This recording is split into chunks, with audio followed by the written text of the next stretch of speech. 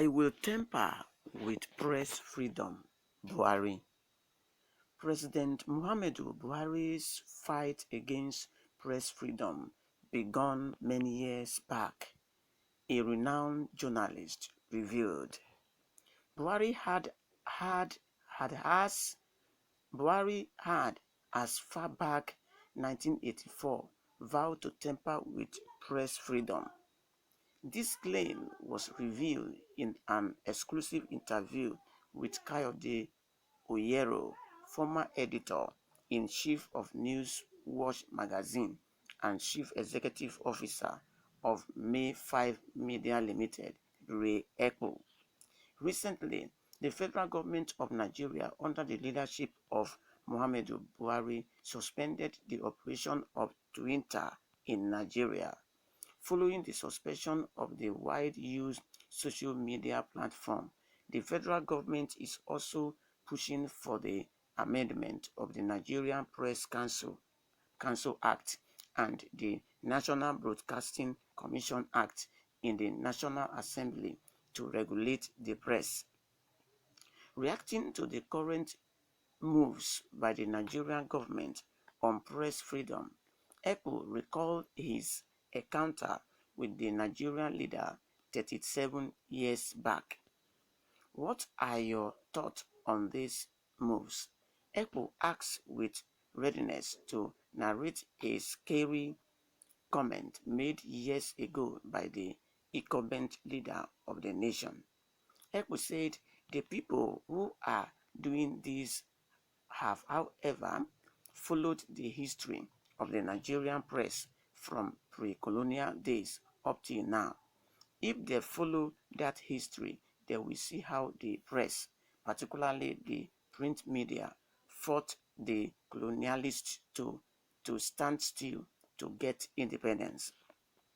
Both military and civilian governments that we've had in the past tried to muzzle the freedom of the press, and the press has always fought valiantly. The people who are doing this have no idea of the historical significance of the struggle for press freedom and free speech in this country. What is happening is not strange because President Buhari is not a Democrat, even though he claims that he is a born-again Democrat.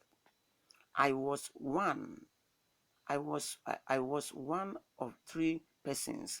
The others were Delegiwa and Yakubu Mohammed, who interviewed Major General Muhammadu Buhari on February 6, 1984, and we were shocked when the man said, "I will tamper with press freedom. I will tamper with press freedom." The, the veteran journalist continued, "When we came out of the interview from Dodan Barracks, Delegiwa said, 'We are all in trouble.' I say, 'Yes, we are all in trouble with this man.' And he, Buhari, has not changed. He has not changed. He now has a Minister of Information and Culture, Lai Mohammed, who is vigorously anti-press. He wants Nigeria to be like China. If it is a question of making money like China, let him show the way. But if it is a question of going to borrow money from China, we are not ready." There is nothing in terms of freedom of democracy that we can borrow from China because we've had our China here. Many years of military rule, that was China, and we fought the military to a standstill. I don't know whether they know the history of the press council. General Yakubu Gowon, retired, tried it. Ex-President Olusegun Obasanjo tried it. We blocked it. General Ibrahim Babangida, retired, tried it. The first one, we shut it down.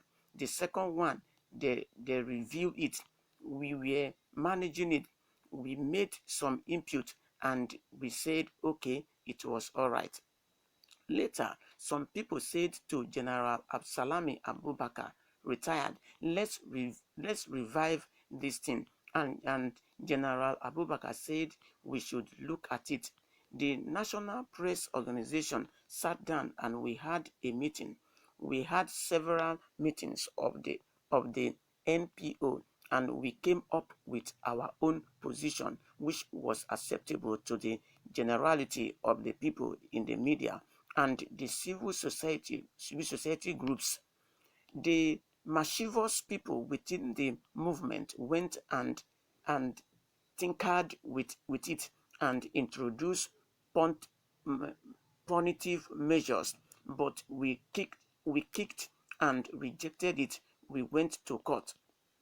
The NPO, led by Ismaila Issa, Sam Amuka, Ray Ekpo, Unduka Obiagbana, we brought in a few other people and went to court. We took the federal government and the Federal Ministry of Information to court and won. The case is at the Supreme Court now, and we are waiting for the last ruling, the Punch. Well, to contribute to this ongoing, the character of Buhari does not start today. He has his own way of doing things. And it's like Buhari joined army purposely for Fulani people. All what he has in his mind to do as army general is to lift up Fulani people and step down the people that owned the country. Let me start this way. If you look at the way he talks, President Muhammad Buhari does not have respect for humanity. He does not regard anybody in the country. But if it is Fulani persons that comes to him, I tell you, he will respect them. He will do whatever they say. For example, talking about the press society right now, if it happens that all the people that are members of the press are Fulani people, I tell you, Buhari won't do anything. He will accept them, whatever they do. He will not tap on it, and they will be doing wrong thing to him. So Buhari is not following the civilian system of government.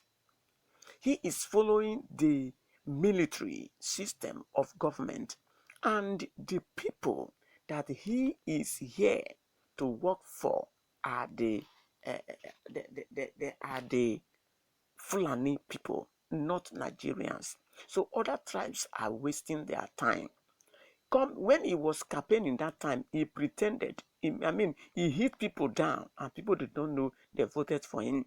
Whatever you are seeing him doing is what he have in mind to do.